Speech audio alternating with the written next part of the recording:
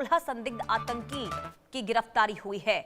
उत्तर प्रदेश से खबर, सुरक्षा एजेंसियों ने आईएसआई के बड़े नेटवर्क को पूरी तरीके से ध्वस्त कर दिया है। बुलंदशहर के एक मदरसे से जुड़े संदिग्ध जफर का कनेक्शन सामने आया है और जासूसी, देश विरोधी गतिविधियों में शामिल होने का ये बहुत बड़ा खुलासा। एटीएस और खुफिया एजेंसियों की संयुक्त कार्रवाई से कई अहम सुराग हाथ लगे हैं। तो देश के कई संवेदनशील ठिकानों पर हमलों की साजिश का भी पर्दाफाश हुआ है। ये बहुत बड़ी कार्रवाई मानी जा रही है एटीएस की, क्योंकि उत्तर प्रदेश के पश्चिमी जिलों में सुरक्षा एजेंसियों ने आतंकवाद के खिलाफ अब तक की ये सबसे बड़ी कार्रवाई की है। और आपको बता दें कि एंटी टेररिज्म स्क्वाड यानी कि एटीएस और अन्य खुफिया एजेंसियों ने एक बड़े साझा ऑपरेशन के तहत वेस्ट यूपी के अलग अलग इलाकों से 16 संदिग्धों की गिरफ्तारी की है। और इस कार्रवाई के साथ ही सीमा पार बैठे पाकिस्तान के खुफिया संगठन यानी कि आईएसआई के एक बड़े और खतरनाक नेटवर्क को पूरी तरीके से ध्वस्त भी किया गया है। पकड़े गए संदिग्धों से पूछताछ में कई चौंकाने वाले खुलासे हुए हैं, जो देश की आंतरिक सुरक्षा के लिए बेहद संवेदनशील माने जा रहे हैं। अब इस पूरे नेटवर्क के तार बुलंदशहर के एक स्थानीय मदरसे से भी जुड़ते हुए दिखाई दे रहे हैं, जहां मुख्य संदिग्ध जफर का कनेक्शन सामने आया है। जहां जांच एजेंसियां पहुंची और जांच एजेंसियां बता रही हैं कि जफर और उसके अन्य साथी धार्मिक संस्थानों की आड़ में देश विरोधी गतिविधियों को संचालित कर रहे थे और ये संदिग्ध स्थानीय युवाओं को बरगलाने, कट्टरपंथ की विचारधारा फैलाने, पाकिस्तान स्थित आकाओं को भारत की महत्वपूर्ण सामरिक और सैन्य ठिकानों की खुफिया जानकारियां भेजने के लिए ये सक्रिय थे। इनके पास से कई संदेहास्पद दस्तावेज भी मिले हैं, इलेक्ट्रॉनिक उपकरण भी मिले हैं, डिजिटल डेटा बरामद किए गए हैं, जिनकी फॉरेंसिक जांच अभी जारी है, जिसमें कई और अहम खुलासे होने की उम्मीद है। अब पिछले कुछ महीनों से पश्चिमी उत्तर प्रदेश में आईएसआई के स्लीपर सेल एक्टिव होने की लगातार जानकारियां मिल रही थी और जिसके बाद केंद्रीय और राज्य की खुफिया एजेंसियां बेहद सतर्क हुई थी।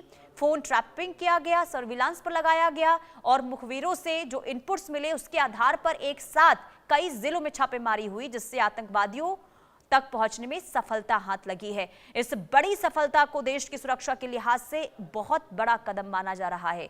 हालांकि इस खुलासे के बाद सुरक्षा एजेंसियों ने पूरे पश्चिमी यूपी, राष्ट्रीय राजधानी के क्षेत्र के आसपास कई अलर्ट जारी भी कर दिए हैं, ताकि इस नेटवर्क से जुड़े अगर अन्य कोई भी जानकारी मिलती है या फिर स्लीपर सेल को लेकर कोई भी बेनकाब होता है तो तुरंत उनकी जानकारी पुलिस तक पहुंचाई जाए। इसे लेकर भी लगातार अपील हो रही है।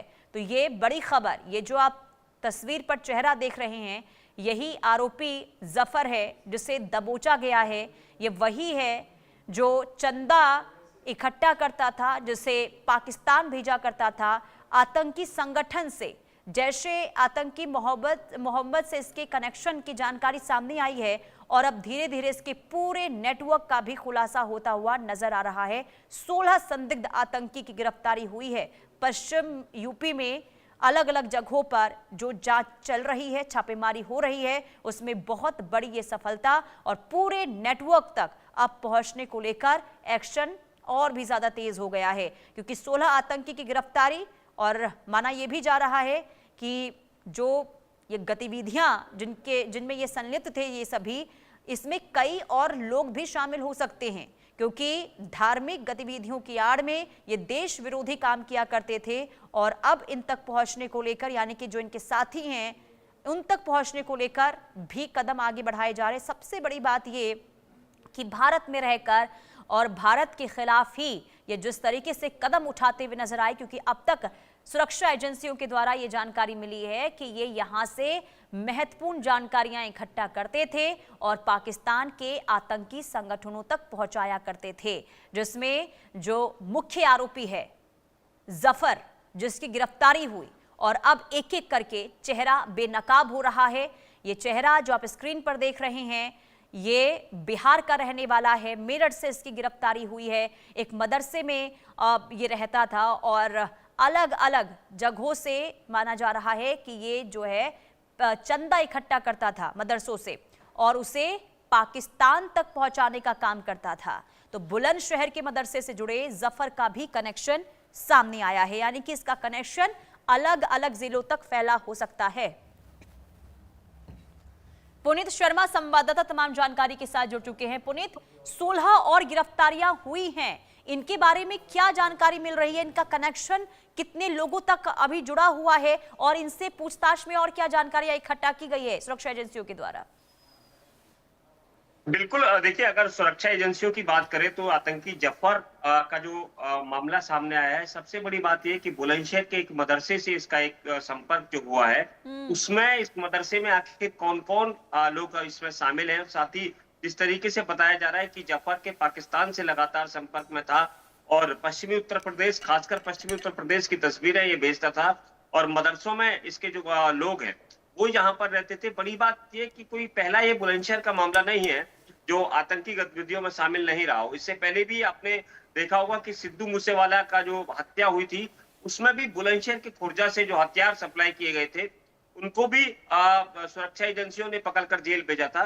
लेकिन जब अब एक जफर, ये आतंकी जो पकड़ा गया नेटवर्क बुलंदशहर के एक मदरसे से मिल रहे हैं, तो एक बड़ा मामला है। कहीं ना कहीं एजेंसियां जो इस जांच में लगी हुई है, देखना यह होगा कि कितने लोग इसके संपर्क में बुलंदशहर में थे। हालांकि जांच एजेंसियां भी इस पूरे मामले को खुलासा नहीं कर रही है, लेकिन बड़ी बात यह है कि जिस तरीके से इसने पश्चिमी उत्तर प्रदेश में अपना नेटवर्क फैला रहा था, ये एक बड़ी चिंता का विषय है। जी। और आपने पहले भी पुनीत ये जानकारी दी थी कि इसका ये काम था कि कैसे लोगों के दिमाग को पूरी तरीके से बदल देना है, उन्हें बड़गलाना है, उनका ब्रेन वॉश करना है। और अब जब 16 गिरफ्तारियां हुई हैं, इनके बारे में क्या जानकारी मिल रही है? इनकी क्या उम्र थी जो जिनकी गिरफ्तारियां अभी हुई है? देखिए, अभी जो एटीएस से इनपुट मिला है, हालांकि उन्होंने अभी पूरा कोई मीडिया को बताया नहीं है, लेकिन अभी तक जो हमारे सूत्र बता रहे हैं, उनका यही कहना है कि 16 लोगों को जो गिरफ्तार किया गया है, अभी उनसे पूछताछ चल रही है और जल्दी हम जो इनसे पूछताछ है, इनके कहाँ कहाँ नेटवर्क है, क्या हथियार तो इनके पास नहीं है या किस तरीके से ये यहाँ की वीडियो और फोटोज यहाँ के जो है वो भेजा करते थे, अभी इस पूरे मामले को लेकर के जो भारतीय एजेंसियां हैं, सुरक्षा एजेंसियां, वो अभी इस पूरे मामले को लेकर जांच में जुटी हुई है। जी। और बुलंदशहर तक पुनीत अगर इसके तार जुड़े हुए हैं तो अलग अलग जिलों में भी इनका कनेक्शन होगा क्या? बाकी जिलों में भी इस वक्त अभियान शुरू कर दिया गया है और जांच प्रक्रिया जो है आगे बढ़ती हुई दिखाई दे रही है इस पूरे मामले में पुनीत? देखिए, बिल्कुल सही कहा, क्योंकि बुलंदशहर से इसका कनेक्शन है और बुलंदशहर कोई दिल्ली से बहुत कम दूरी पर है। एनसीआर में ही ये बुलंदशहर, ये हम कह सकते हैं कि एनसीआर में आता है। एक बड़ी बात है कि दिल्ली के नजदीक होते हुए भी ये बुलंदशहर में इसका जो नेटवर्क सामने आया है। सबसे बड़ी बात ये कि यहाँ से गाजियाबाद, नोएडा और कई जो अहम जिले हैं वो यहाँ से बहुत कम दूरी पर है। देखना ये होगा कि क्या उन जिलों में भी इसका नेटवर्क था या नहीं। जिस तरीके से ये बताया जा रहा है, इनपुट जो मिला है एजेंसियों से, कि ये बाकायदा वहां पर जो है मदरसों में जाता था और उनको बरगलाता था और धर्म के नाम पर, उनको जिहाद के नाम पर उन लोगों को जो है ये अपने जाल में फंसाता था और आतंकी गतिविधियों में उनको शामिल कर लेता था। हालांकि सुरक्षा एजेंसियों का ये कहना है बहुत जल्दी जो ऐसे लोग हैं उन पर भी हम लोग कार्रवाई करेंगे, लेकिन फिलहाल कब तक कार्रवाई हो पाएगी ये अभी कहना मुश्किल है। जी। पुनीत, और क्या इन सभी से पूछताछ शुरू हो गई है? क्योंकि जो ये लोग राज से पर्दा हटाएंगे, जो ये कबूल करेंगे, उसके आधार पर बहुत बड़ी जानकारियां भी सामने आ सकती हैं कि आखिर इनकी मंशा क्या थी और किस तरह की जानकारियां ये पाकिस्तान तक पहुंचाया करते थे। बिल्कुल सही कहा आपने। जिस तरीके से एटीएस को बड़ी कामयाबी उत्तर प्रदेश से मिली है, आखिर सबसे बड़ी बात यह कि इतना बड़ा नेटवर्क इन्होंने बहुत जल्दी फैला दिया और सबसे जिस तरीके से बुलंदशहर मदरसे से इनके टारगेट जुड़े हुए हैं। हालांकि ये अभी तक नहीं पता है कि वहां मदरसे में भी एटीएस की टीम, ये बताया जा रहा है, सूत्र बता रहे हैं कि बहुत जल्द छापेमारी की करेगी। लेकिन अभी तक जो इनपुट मिला है कि इन्होंने पश्चिमी उत्तर प्रदेश में अपना नेटवर्क काफी फैला रखा था और ये 16 लोगों से अभी तक पूछताछ की जा रही है। ये पूछताछ के बाद ही पता लगेगा कि आखिर कहां कहां इन लोगों का नेटवर्क था। कहीं ऐसा तो नहीं कि बुलंदशहर के गांव क्षेत्र में जो काफी मदरसे हैं, यहाँ काफी कस्बे हैं जो मुस्लिम बाहुल्य हैं, उनमें इनका अगर नेटवर्क हो तो ये बड़ी एक चिंता का विषय है। साथ ही पहले भी मैंने कहा था कि एटीएस को बड़ी कामयाबी मिली है और देखना ये होगा कि इन लोगों के खिलाफ अब जब जांच आगे बढ़ेगी तो और भी देखिए कई चेहरे जो बेनकाब हो सकते हैं, नजर बना के रखिएगा पुनीत। जानकारी आपसे लेते रहेंगे, फिलहाल के लिए शुक्रिया। आगे बढ़ते अगली खबर महाराष्ट्र से है।